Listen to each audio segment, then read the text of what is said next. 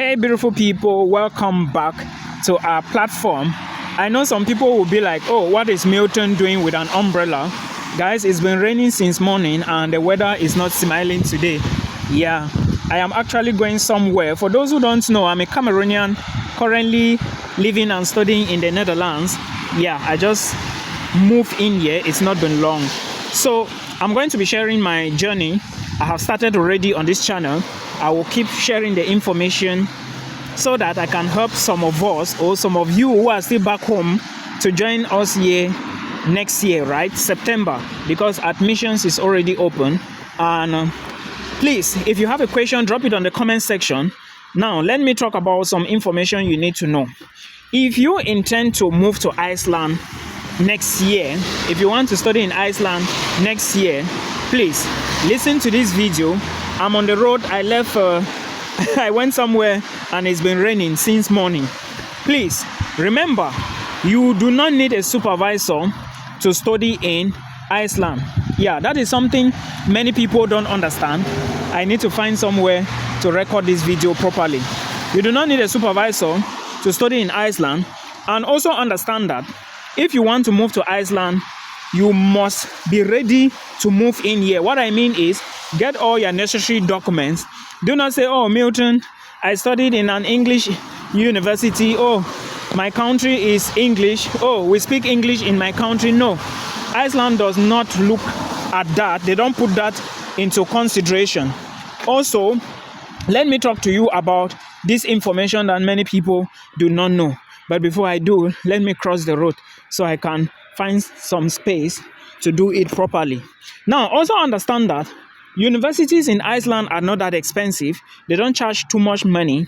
But again, what you need to know is you need to also be ready to do your own part in order to be accepted into the universities. First of all, this is a common question many people usually ask me. Oh, Milton, can I move to Iceland with my spouse? Yes, you can move to Iceland with your spouse, brother. It's very normal to move to Iceland with your spouse, okay? So you can do that. Now, some people usually say, if I move to Iceland with my spouse, will my spouse be able to work? Yes, your spouse will work full-time, and you as an international student, you are going to work part-time, okay, in Iceland. Now, you can only look for work in Iceland while you are in Iceland. Because many people usually ask me, they are like, Milton, I want to get a job. Oh, I see many of you. Yes, some of you will be like, Milton, I don't want to go to school. I didn't go to school. I don't have certificate. It will be very difficult for you to move abroad if you are not using your certificates to apply for the jobs, by the way, which are very scarce, or if you are not coming here to study. This is just my gentle advice, and I will prefer that you make sure that you try and come in here as an international student. Okay? Now, to those who are asking me if there is nursing in Iceland, no, it's not possible. Like, it's not really possible to study nursing in Iceland, especially in English or at the University of Iceland, because I want to give you some details you need to know about the University of Iceland. Also understand that you cannot use IELTS General to apply for the University of Iceland. It's not possible. Now, another thing many people usually ask is, do I need a supervisor? Like I explained to you, you do not need any supervisor to apply to the University of Iceland. And remember, you must write the IELTS exam. Don't say I come from an English-speaking country. Oh, in my country we speak English. I studied in English. You must write the exam. That is what you need to do.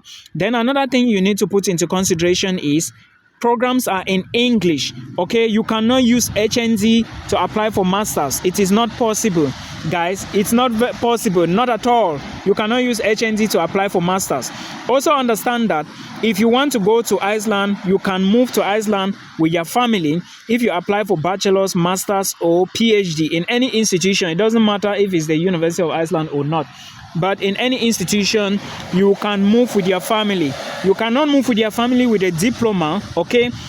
Because probably the diploma does not last for a year, but you can move with your family if you are going for bachelor's, master's, or PhD in Iceland. So put this into consideration. It's so important. Then also, you can stay back in Iceland for at least 3 years, then you work. It's very easy like that.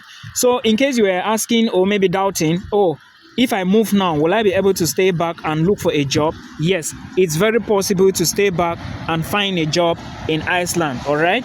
So you should put this into consideration. The win is so much, guys. I'm just trying to record this video before I go home. Of course, you can join us on Facebook, same names, on TikTok, same names, and on Instagram. I think Instagram has a different name, which I'm going to fix very soon. Then, how many hours can you work in Iceland as an international student? You can work 22.5 hours every week as an international student in Iceland. So please put this into consideration. You cannot drop studies. Like if you move to Iceland, you cannot stop your school to just hustle. Because I see some people will be like, oh, Milton, my intention is not to go to school. You people think that I paid 7 million to come here and drop school? No, I know what I'm doing. Guys, if you want to succeed abroad, do get a certificate from abroad. It will help you. Don't say, I want to come in, I don't want to go to school. You must learn how to be sacrificing.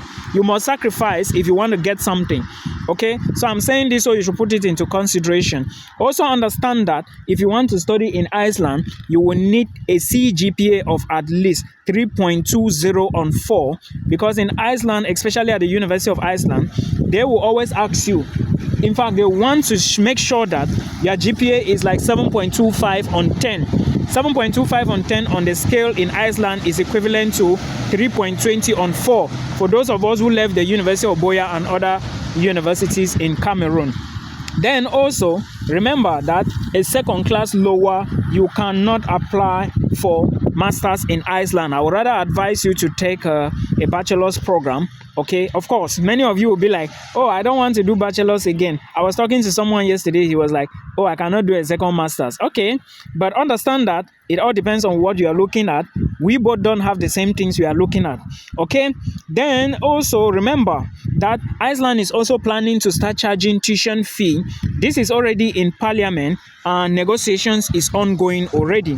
So expect that you are going to pay more money in the future.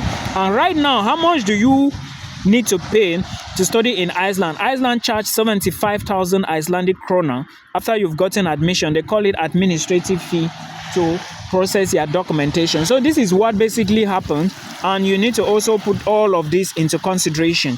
Now, it is a free school, like the University of Iceland is a free school. There are other state universities or other schools in Iceland which are also free. Okay, but I'm talking about the University of Iceland. They charge 75,000 Icelandic krona. How much is 75,000 Icelandic krona? It is $542, which is approximately 338. It's not even up to 340k CFA francs. So it's almost free, right? So guys, consider all of this. And also remember that a part of a bachelor's degree you can study in Iceland, you can equally apply for diploma and bachelor's of arts in French. You can also apply for diploma and bachelor's in German. You can also apply for bachelor's diploma in Spanish, Polish, Swedish, Italian, and of course the Korean language and the Japanese language. Yeah, it's possible like that for you to apply for such courses. If you go to the University of Iceland website, you are going to see everything I'm saying here. So I expect you to go and check. It is very important. Then if you want to apply for bachelor's in English, you are going to apply for programs like Bachelor's of Arts in International Studies in English language. That's the only program that is taught at the University of Iceland in English. Every other one is in the Icelandic language, and most of the time you are going to study just master's program in Iceland language. Now, if you want to study a BSc program in Iceland, what are you going to use? Okay, I think my camera is shaking. What are you going to use as requirements? You need your WAEC certificate. Remember, you are not only using WAEC certificate or maybe just your high school documents to apply to Iceland. You also need your high school documents in addition to an extra document. Like if you have a postgraduate diploma, okay, and the transcript is available, add it to your WAEC. Don't just use WAEC to apply. Cameroonians don't use only O and A levels to apply.